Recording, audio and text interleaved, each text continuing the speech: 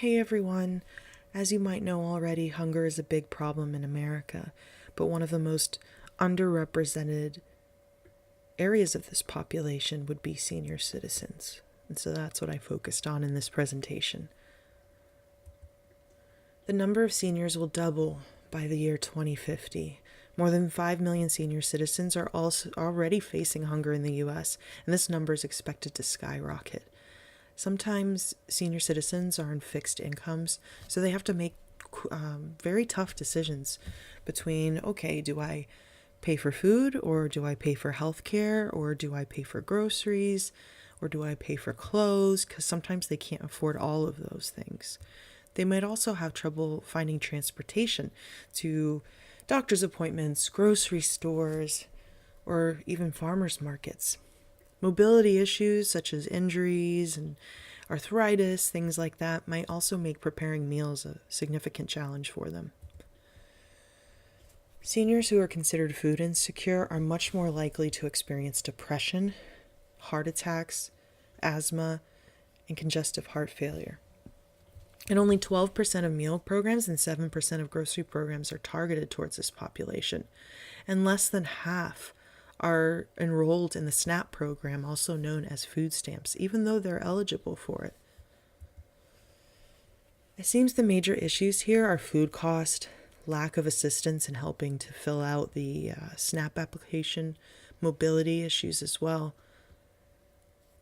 Here you'll find the definition for food insecurity by the USDA, as well as state food insecurity rates for ages 60 and older in the United States.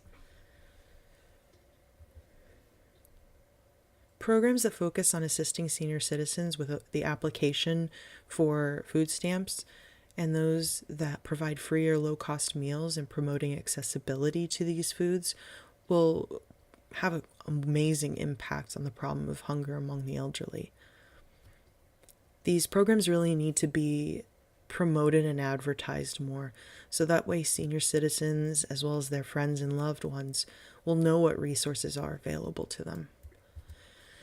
These are the possible solutions. Feeding America is all over the country, and it coordinates with farmers and manufacturers and retailers to provide meals to families and children, as well as senior citizens. This organization serves about 7 million seniors each year. Meals on Wheels, that's another one. You probably heard of it already. And it supports senior citizens by delivering meals to nearly 2.4 million seniors every year.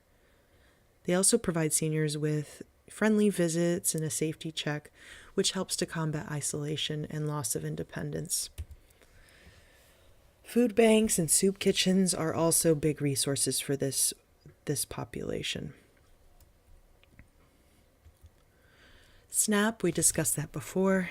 It's basically food stamps. But it's not called food stamps anymore.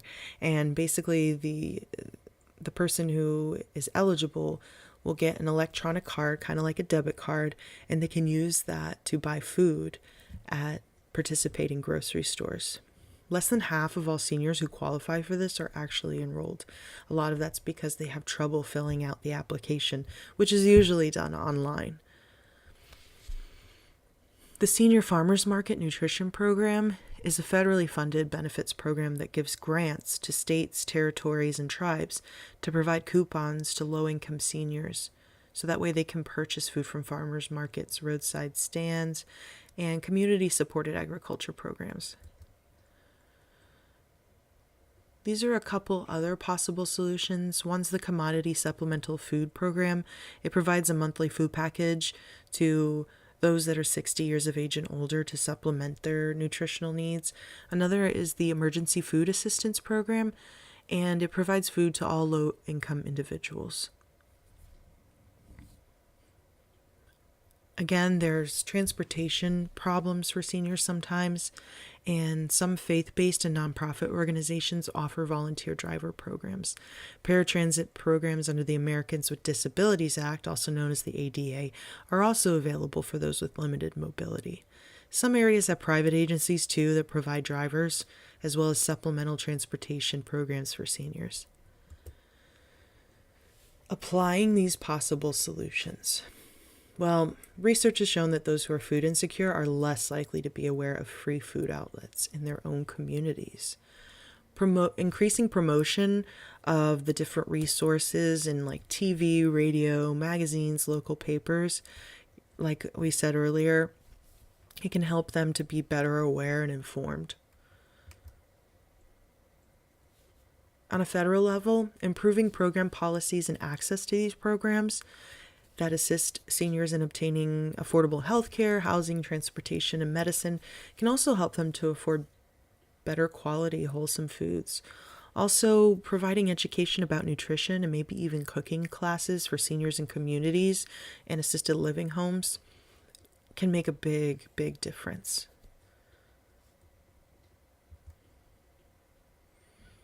This is the summary and conclusion.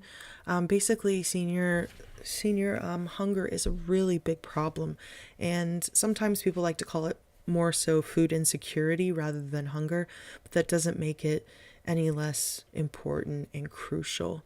It can lead to nutrient deficiency, weight loss, so many different health concerns. And this population is definitely an at-risk population because they have additional challenges like mobility issues, living on a fixed income, trouble finding transportation, and other health issues. A lot of them don't apply for food stamps because they're not sure how to do the application. So giving some sort of assistance to them in doing this can dramatically increase their accessibility to food. Also, it's important to increase media exposure of the different programs and services that are available, as well as the transportation options for them. And by supporting and pushing for policies that help them access food and other affordable services, this can mean a big difference in the way of senior health and well-being.